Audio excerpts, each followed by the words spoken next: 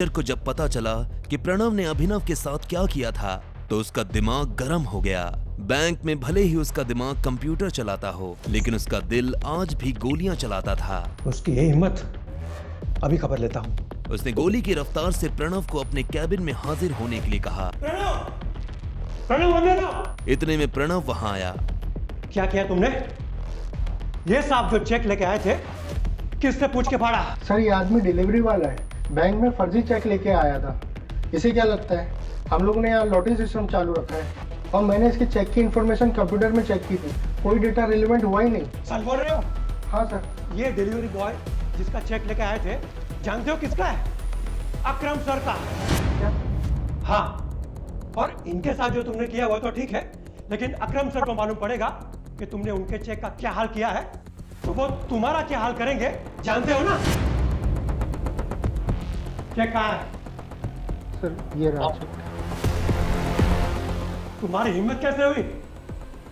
एक काम करो, टेप से इस चेक के टुकड़े को, एक एक टुकड़े को अच्छे से जोड़ो। क्या सर? हाँ, और ये असाइनमेंट के बाद मैं तुम्हें नौकरी से निकाल रहा हूं।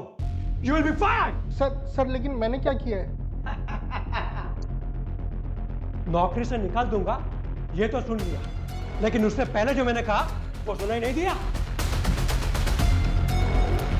अगर उसे पता होता कि उसे इन्हें फिर से जोड़ना पड़ेगा तो वो इतना फाड़ता ही नहीं। प्रणव ने मैनेजर की तरफ देखा।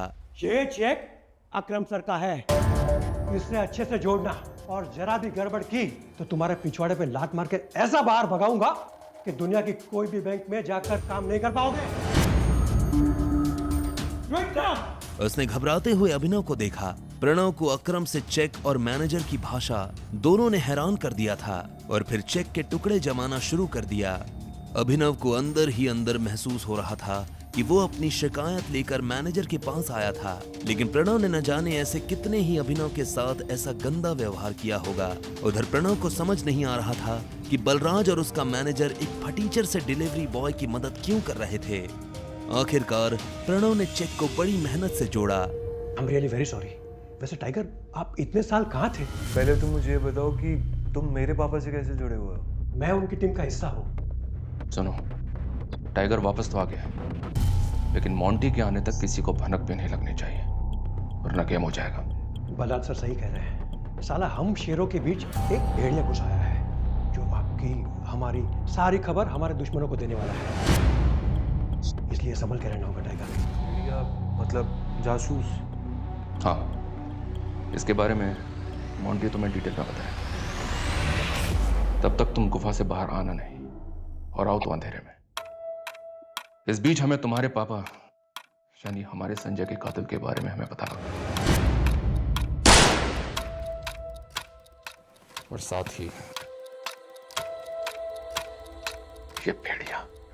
अभिनव के मन में इन दोनों चीजों से जुड़ा बस एक ही नाम आया, मोंटी।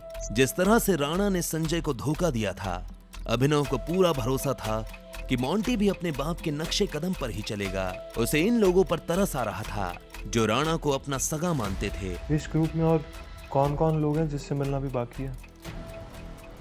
मुझसे और अकरम से तो तुम मिल चुके, ठीक है, तुम्हारे सामने का इक्का, पार्कर, अलाइन, ये 3 बाकी हैं। अलायना मतलब हमारे ग्रुप में कोई लड़की भी है? हाँ, इससे पहले उसकी माँ इस पोजीशन पर थी। 1 साल पहले उसकी डेथ हुई तो अलाइना उसकी जगह पर है।